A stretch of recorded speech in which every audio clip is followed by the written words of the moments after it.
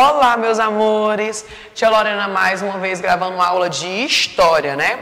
Lembra que na aula anterior nós falamos um pouco sobre educação, não foi? A educação no passado. A tia Lorena falou também que existiam escolas para mulheres, escola para homens, né? A forma que educava de acordo com a época, a tia Lorena falou tudo isso. Então hoje não vai ser diferente. Nós vamos aprender um pouco mais sobre educação, né? Da educação feminina. Como é que era isso? O que as mulheres aprendiam naquela época? Vou começar corrigindo o nosso FA, que foi da página 177 e 178, não foi isso? Meus amores, vamos lá, peguem o de vocês, lápis e borracha e vamos corrigir. Na página 177, lembrando que tudo que está aqui no nosso FA está no nosso livro. Inclusive, na aula anterior, eu pedi para vocês grifarem, né? E aqueles grifos que vocês deram eram a resposta. O primeiro diz o seguinte: o que são direitos sociais? Gente, o que é um direito social? É estabelecido o quê? Estabelecido pela Constituição, né?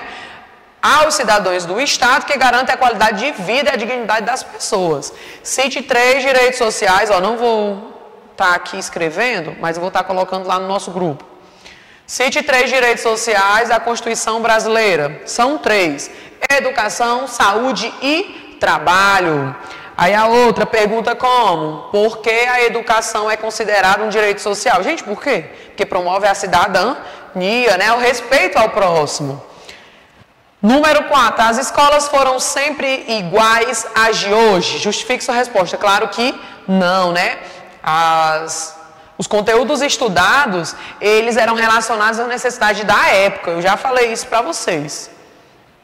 Número 5, no texto a seguir, é parte de um decreto do ano de 1854, em que se estabeleciam conteúdos a serem ensinados nas escolas públicas. Leia atentamente. Artigo 47. O ensino primário das escolas públicas compreende a instrução moral e religiosa, a leitura escrita, as noções essenciais da gramática. A tia Lorena está lendo correto porque lá está errado, tá? O sistema de pesos e medidas do município. Poder compreender também o desenvolvimento da aritmética e umas aplicações práticas, a leitura explicada dos evangelhos e notícia da história sagrada, os elementos da história e geografia, principalmente do Brasil. Gente, o que vocês perceberam desse texto de muito louco? Algumas palavras, né, escritas de maneira diferente. No documento de 1850, algumas palavras estão escritas de forma diferente da atual. Circule essas palavras e reescreva em seu caderno de acordo com as normas atuais. Você pode estar escrevendo aqui da maneira correta, tá? Vou dar um exemplo, ó. Primário, tá faltando um acento, no mar, né? Aqui, ó.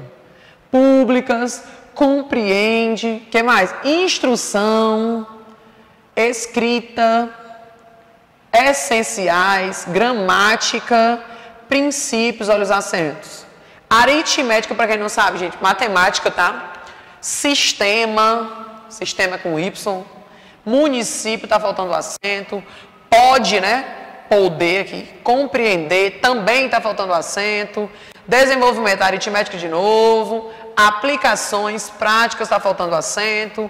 Explicada, evangelho, notícia faltando acento. História faltando acento. Os elementos da história de novo, né?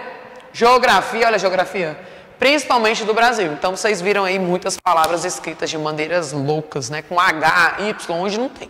Então, vocês vão escrever aqui de maneira correta. Exemplo, primário, você sabe que tem um acento. Públicas, acento. Compreende, não tem aquele H, né, gente? Tem um 2E. E aí, você vai colocar aqui na letra A, de maneira correta, as palavras. B. Os conteúdos citados no texto são aplicados na sua escola? Claro, né, gente? A gente faz aqui, ó, história e geografia. O que não é aplicado totalmente aqui? Aqui, a instrução moral e religiosa. Aqui, todo mundo tem que ser católico? Todo mundo tem que ser evangélico? Claro que não. Por quê? Tia Lorena já falou sobre o Brasil. O Brasil é um país laico. O que é laico? Cada um escolhe a sua religião, né? Não tem religião certa. O Brasil é laico. C. Na sua opinião, por que havia conteúdos religiosos nas escolas, de acordo com o documento de 1854? Gente, por quê? Nessa época surgiu a primeira religião no Brasil, que foi qual? O catolicismo, né, gente?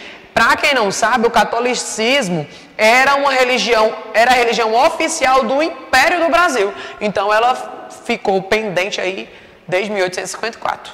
Ok, meus amores, tarefa de casa corrigida, vamos para o de hoje, 218. A educação feminina, por favor, peguem o marcador de vocês para poderem marcar os pontos principais.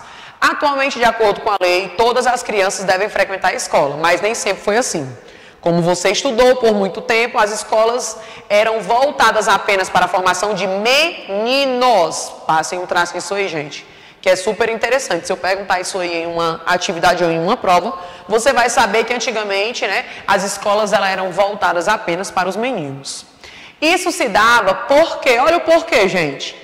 As meninas costumavam ser educadas em casa, onde aprendiam os serviços domésticos, como arrumar a casa, cozinhar, costurar, cuidar de crianças, conhecimentos que eram consideráveis importantes quando elas crescessem, se casassem e tivessem filhos. Ou seja, desde muito tempo, as mulheres eram criadas para serem donas de casa e não para trabalharem, né? E não para estudarem.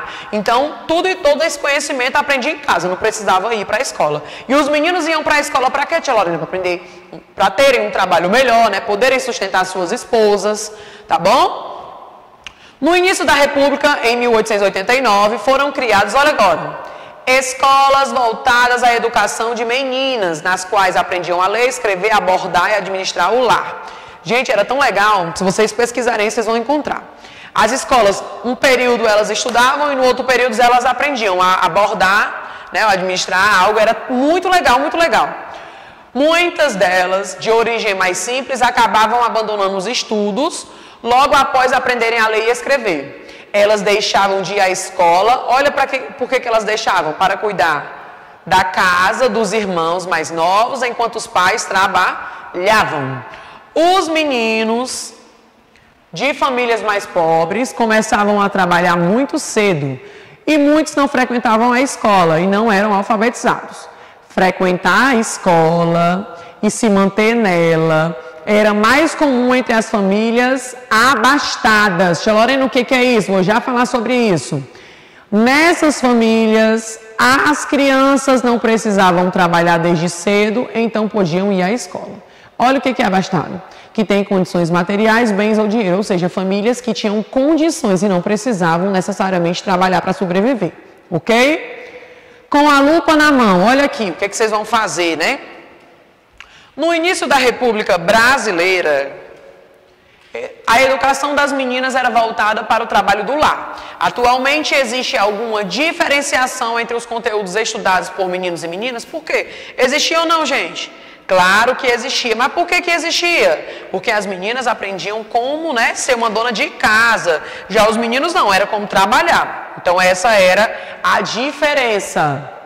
A luta das mulheres por direitos, a tia Lorena até falou, né, da importância que Berta Lutz teve para as mulheres chegarem onde estão hoje. Então aqui a gente vai ver a luta delas na proclamação da República por direitos. Com a proclamação da República em 89, ocorreram algumas mudanças na sociedade. A principal foi a possibilidade de eleger governantes. Deixa a tia Lorena voltar aqui um pouco.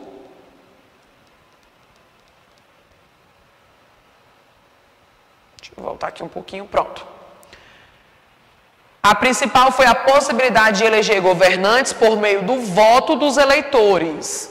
No entanto, de início, as mulheres não eram admitidas a votar.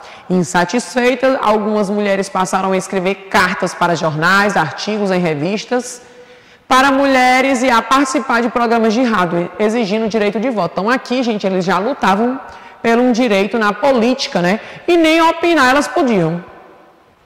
Para saber mais, aqui tem um pouco da curiosidade, né? Sobre as mulheres, eu queria aí que vocês lessem, tá? Porque vai fazer parte do nosso dever de casa. E aqui tem o seguinte: além de protestos pelo direito de voto, teve o início um grande movimento de educação de mulheres. Afinal, como elas poderiam votar se muitos eram analfabetos, não sabiam nem ler nem escrever? Como ocupariam cargos políticos se muitas só eram educadas para cuidar do lar? Esse movimento, olha que importante, produzido pelas mulheres gerou mudanças na educação. Essas mudanças foram lentas, enfrentadas décadas de preconceito. Atualmente, a educação é considerada um direito social, Tia Lorena já falou disso, e deve ser oferecida tanto a meninos quanto meninas, sem distinção, né? Ou seja, não tem essa, vá saber.